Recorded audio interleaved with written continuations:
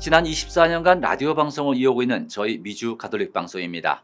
네, 미국 내 코로나19 사태로 미주 지역 가톨릭 신자분들을 위한 영상 미사 서비스와 또 미주 가톨릭 영상 뉴스를 제작해 송출해 드리고 있습니다. 미주 가톨릭 영상 방송 서비스의 지속적인 제작과 송출을 위해 이 방송을 시청하시는 가톨릭 신자분들의 적극적인 후원을 부탁드립니다. 후원은 아래 계속해서 2020년 연중 제29주일 미주 가톨릭 영상 뉴스를 시작합니다. 오늘 역시 미국 내 가톨릭 뉴스를 중심으로 전해드립니다. 네, 지난 12일 컬럼버스 데이를 맞은 미국입니다. 뉴욕에서는 이민자들의 성인으로 추앙받는 성녀 프란치스카 카브리니 동상 제막식이 열렸는데요. 미국 시민권자 최초로 로마 가톨릭 교회의 성인으로 시성된 성녀 프란치스카 카브리니는 과연 어떤 성인이었는지 전해드립니다. 1850년 7월 15일 이탈리아 북부 한 농가에서 13명의 자녀 가운데 막내딸로 태어난 성녀 카브리니는 프란체스카라는 이름으로 세례를 받았습니다. 성녀 프란체스카는 이후 학교 교사가 될 꿈을 꾸었지만 18세 때 고아가 되자 수도 생활을 하기로 결심했습니다.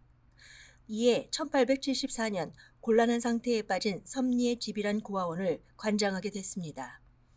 하지만 이 집 설립자의 강한 반대에 부딪히면서 당시 토디의 주교는 프란치스카로 하여금 새로운 수도회를 설립하도록 주선했습니다. 이에 그녀는 7명의 동료들과 함께 코도뇨에 버려진 프란치스코의 수도원으로 이주해 소녀들의 교육에 헌신하는 성심의 선교 수녀회를 설립하게 됩니다. 이 수녀회는 1880년 주교의 승인을 받은 즉시 구루멜로, 밀라노, 로마 등 이탈리아 전역으로 퍼져나갔습니다. 이후 1889년 성녀 프란치스카는 미국 뉴욕의 대주교 코리건의 초청으로 뉴욕으로 왔고 이탈리아 이민자들을 위한 일을 시작했습니다. 이로써 성녀 프란치스카가 설립한 성심의 선교 수녀회는 미국에까지 확장됐으며 1892년 뉴욕의 콜럼버스 지역에 첫 번째 병원을 개설했습니다. 이후 중남미와 영국까지 진출하게 됩니다. 1917년 12월 22일 그녀가 시카고에서 운명할 즈음에는 이미 50개 이상의 병원과 학교, 고아원과 수도원 등으로 확대됐습니다. 그녀는 1909년 미국 시민이 되었으며 1938년 11월 13일 복자품에 올랐고 1946년 7월 7일 교황 비오 12세로부터 시성됨으로써 미국 시민으로서는 첫 번째 성인의 반열에 올라 공경을 받고 있습니다. 이후 1950년 교황 비오 12세에 의해 이주민들이 수호 성인으로 선포됐습니다. 한편 미국 내 가톨릭계에서는 성녀의 천상 탄일인 12월 22일에 주기를 경축하기가 어려워 시복식이 거행된 날인 11월 13일로 이동해 기념하고 있습니다. 이제 2020년 10월 12일 성녀 프란치스카 카브리니의 동상 제막식이 뉴욕 맨하튼 배터리 파크에서 앤드류 쿠오모 뉴욕 주지사가 참석한 가운데 열려 그 의미를 더해주고 있습니다. 네, 성녀 프란치스카의 뉴욕에서 열렸던 이 동상 제막식 날 반가운 소식 하나가 더 들어왔는데요. 온라인을 통해 가톨릭 복음 전파에 큰 힘을 보탰던 이탈리아의 한 10대 소년이 불의의 질병으로 사망한 뒤 14년 만에 시복됐다는 소식입니다. 이탈리아 중부 사시시에 있는 성 프란치스코 대성당에서 지난 10일 카를로 아쿠티스에 대한 시복 추서 의식이 거행됐습니다. 1991년생으로 밀라노 출신인 아쿠티스는 독실한 가톨릭 신자로서 어릴 때부터 보기 드물게 강한 종교적 신념과 이웃사랑의 정신을 보여준 것으로 알려졌습니다. 부모의 증언에 따르면 아쿠티스는 3살 때 성당에 가보고 싶다는 말을 했고 7살 때는 세례를 받겠다고 청했다고 합니다. 초등학교 때 대학 교재로 컴퓨터 프로그램 코딩을 익히는 등 뛰어난 컴퓨터 실력을 갖춘 그는 생전에 지역 교구를 도와 가톨릭 성인의 기적을 소개하는 웹사이트를 제작해 관리하는 일에도 앞장섰습니다. 이 때문에 그의 이름 앞에는 인터넷 수호 성인, 시내 인플루언서 등의 수식어가 따릅니다. 겨울철 추위에 떠는 노숙인들에게 이불을 가져다 주는가 하면 부모님에게서 받은 용돈을 모아 가톨릭 자선단체에 기부하는 등 선행을 몸소 실천했습니다. 이런 그의 신심은 종교와 거리가 멀었던 부모님의 마음마저 움직여 독실한 신자로 만들 정도였습니다. 하지만 불과 15살의 나이에 백혈병 판정을 받고 투병하다 2006년 10월 끝내 세상을 떠났습니다. 그는 눈을 감기 전 평생 청빈한 삶을 산 것으로 유명한 프란치스코 성인의 고향인 아시시에 묻어달라는 유언을 남겼다고 합니다. 이에 10억 추서식이 아시시에서 거행된 것도 이러한 배경에서입니다.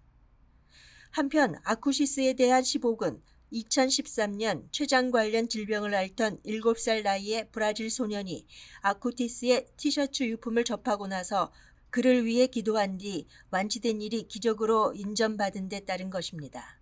아쿠티스는 이제 1900년대 이래 복자 칭호를 수여받은 최연소 인물 가운데 하나로 기록됐습니다.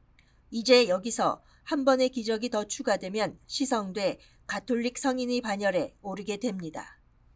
2020년 미국 대통령 선거가 이제 보름 앞으로 다가왔습니다. 이런 가운데 트럼프 대통령의 재선이 백인 가톨릭 신자들의 표심에 달렸다는 분석이 나와 눈길을 끌고 있습니다.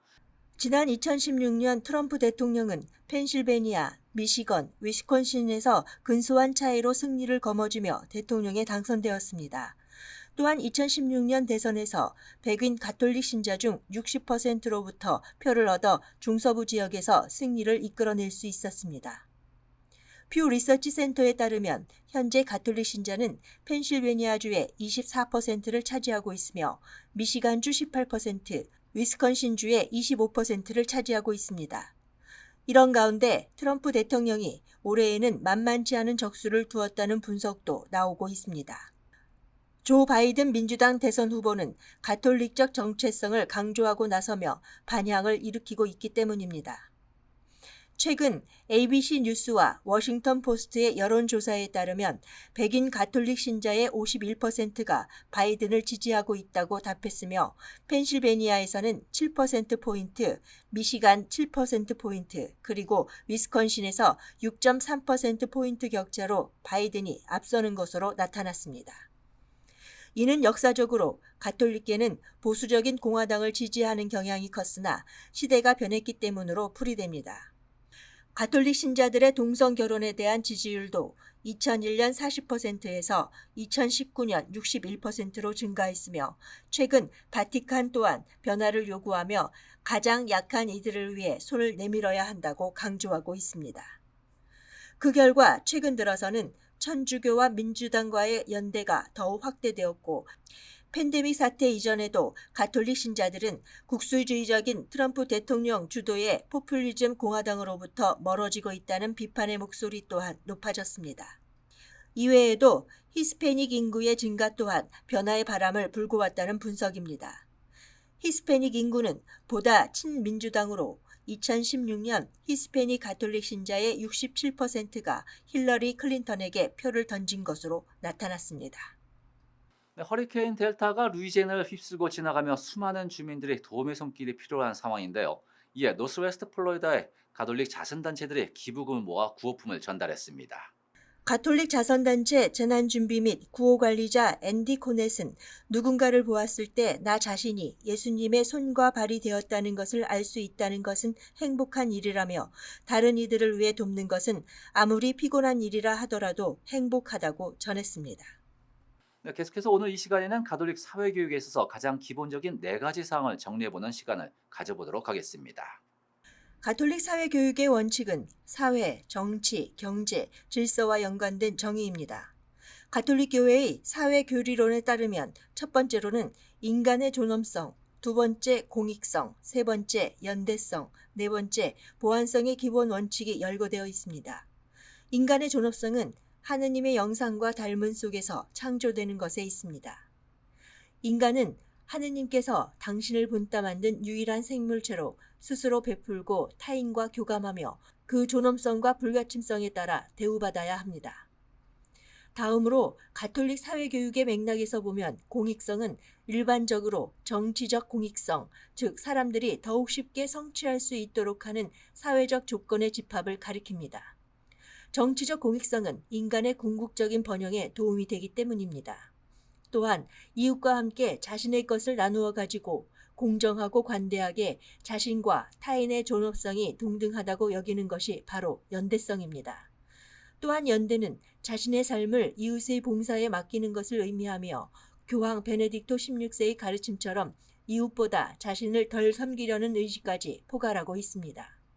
마지막으로 보안성은 국가 등 더 크고 높은 기관이 지방자치단체, 시민단체, 자선단체, 그리고 특히 가족 등의 중간기관을 대체하지 않아야 한다는 원칙입니다.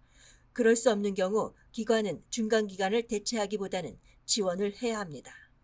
네, 계속해서 교황청 소식 하나 전해드립니다. 프란치스코 교황이 가톨릭 교회에서의 여성의 역할이 확대돼야 된다는 점을 재차 강조했습니다. 교황은 주일 3종 기도 말미에 평신도들, 특히 여성들을 위해 기도하자고 제안하며 이러한 입장을 밝혔습니다. 교황은 우리는 모두 신부나 주교가 아닌 평신도로서 세례를 받았다며 그들 모두가 교회의 주역이라고 말했습니다. 이어 통상교회에서 여성은 무시되는 경향이 있지만 이제는 그들의 존재감이 더 커져야 한다고 강조했습니다. 또한 여성들이 중요한 결정을 하는 직책을 맡도록 할 필요가 있다고도 했습니다. 이는 교황이 조직 혁신과 부패 척결 등을 위한 대대적인 교황청 조직 개편을 추진하는 가운데 나온 것이어서 주목됩니다. 일각에서는 교황청 요직에 각 부문의 여성 전문가들이 대거 기용될 수 있다는 관측도 나옵니다. 한편 교황은 2013년 즉위 이래 지속적으로 여권 신장과 여성의 사회, 경제적 역할 확대를 강조해 왔습니다. 네, 미주 지역 가톨릭 신자분들을 위한 미주 가톨릭 방송 영상 서비스에 다시 한번 여러 가톨릭 신자분들의 적극적인 후원을 부탁드립니다. 후원은 아래 전화로 문의 주시면 고맙겠습니다. 이상으로 미국 전역 TV 방송을 통해 송출되는 USK 뉴스 제작진들의 협조로 제작된 2020년 연중 제29주일 미주 가톨릭 영상 뉴스를 모두 마칩니다. 이번 한 주간 역시 영육간의 건강이 항상 함께 하시기를 기원합니다. 고맙습니다.